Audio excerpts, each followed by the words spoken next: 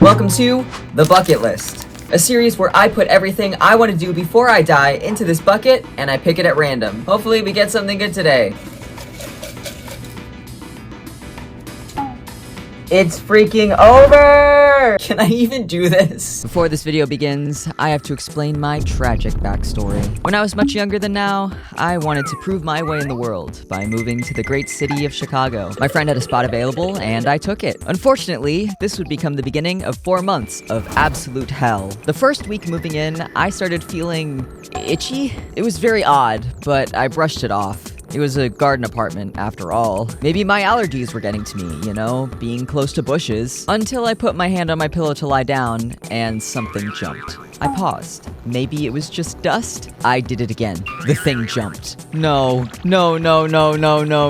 I whipped all the sheets off my bed and started looking. They were everywhere. Little white bugs all over my bed that I had been sleeping on for at least a week at that point. I started panicking. I told my landlord, who promised that they would fix it. I had to travel all the way back home to stay there, as I couldn't afford a hotel for however long it would take to fix the bug problem. Some time passed, and they said the issue was fixed. Great! So I moved back in. I continued my life as normal, editing videos, streaming, all that stuff. Then, I started to see more spiders. A lot more spiders. Probably 8 to 10 a day, localized only in my bedroom. Then, the itchy feeling returned. No. Not again. Please, not again. I check my sheets. Something jumps. I have a full-blown panic attack instantly. That was my last straw. I packed my bags and immediately went home. I didn't care how long it took. I couldn't be in that house anymore. I moved out properly shortly after. Also, I had a box of extra Pokemon cards, thankfully nothing shiny, and they had gotten soaked somehow. They were on a shelf elevated from the ground, so I don't know how that would happen. Maybe it was an omen of the horrors to come. Ever since then, bugs have been my worst nightmare. I check my bed for bugs every night, and to this day, whenever I see a spider, I have to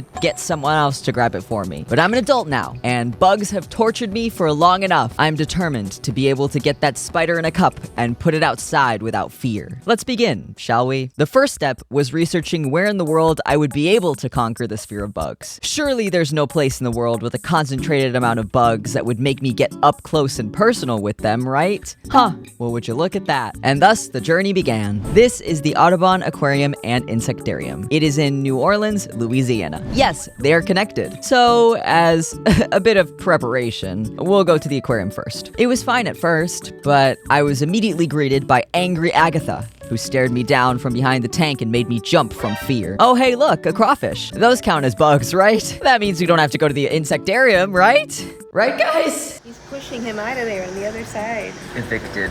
Yep, he's got evicted. We saw some smaller gators, some sharks, and even some ducks. There's a bird in here.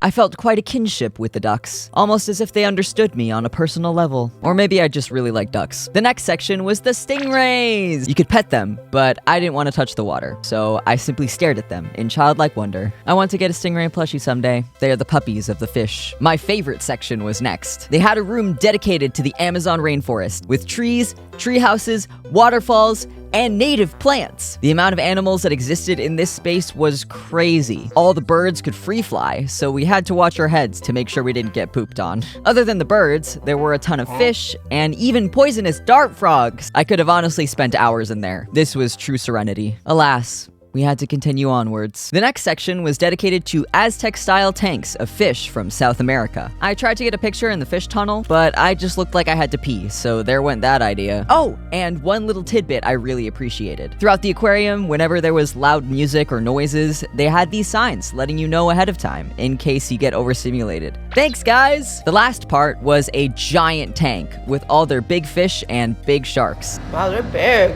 Big guy. I stared at this for a long time. Oh, to be a shark in the shark pile at the aquarium. They also had a mini section with the jellyfish. I love jellyfish. They had several different species, and I appreciated them all the same. Also, there was this very large guy in a cave that reminded me of a cartoon villain. I had the urge to dye my hair like this jellyfish, but I refrained, simply because a man cannot do something that complicated on his own. Sometimes the road to success is not taken by yourself. and I accept that. And with that advice, I stared directly into the jaws of fear. It was time to begin the true journey I came here to do. Shaking in my Skechers sandals, we moved forward. Right away, I was greeted with a lovely wall that reacted to our presence. It told us of the extinction rates of fireflies and the migration patterns of monarch butterflies. If this is the exhibit, I can do this. At the beginning, there was a researcher explaining the deadliest spiders and how they exist, while the spiders themselves sat in front of them. Did you know that black widow spiders don't need that much oxygen to survive? It is practically impossible to suffocate them under a glass jar. Isn't that incredible? How difficult to kill! Moving into the main room, I was frozen by fear. Not only was it surrounded by a ton of bugs, they had giant statues of bugs on all the walls. Why was this necessary? Why would I want to feel like a life-size fly could eat me? I suppose all I can do now is succumb to my fate. Let's see what silly bugs we can see here. They would like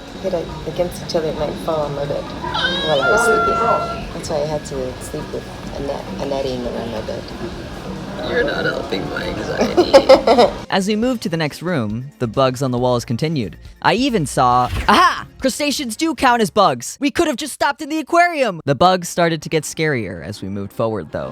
These ones scare me a lot. They remind me of the spiders that we see at home. These can't fly. Can the spiders at home fly? Some of them can pounce. After seeing so many, the fear of bugs started to settle a bit. They were all in very secure cages, so why would I need to be afraid? They even had a walking stick. I love those guys! All of these bugs seem to be living in harmony. Their colonies continuing to work even in such small environments. And I started thinking, hey, maybe bugs aren't that bad. Maybe I should be giving them a chance. Maybe not. But cute creatures still awaited me, like the snails. Or a bunch of beetles. Near the end of the exhibit, there was a place called Bug Appetit, where you could eat bugs. I asked what was in them, and there was some seasonings I couldn't have, so unfortunately, I couldn't try any of them. It's truly a shame. But Mother did, and here is what she had to say about them. Oh my gosh. Do I just like... Just pop it in. Just pop it in? Mm-hmm. 1, 2, 3, go. There you go. What's your opinion? Crunchy. Do you want to try the sweet one?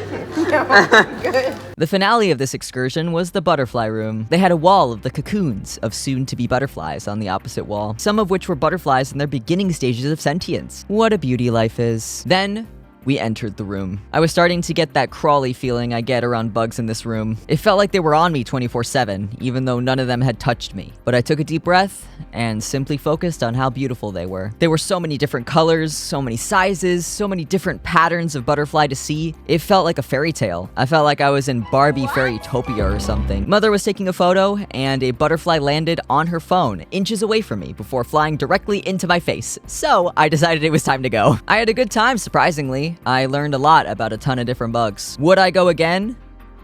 No, but I feel a little more comfortable around them, and any progress is progress. Did I complete the bucket list goal? A little bit.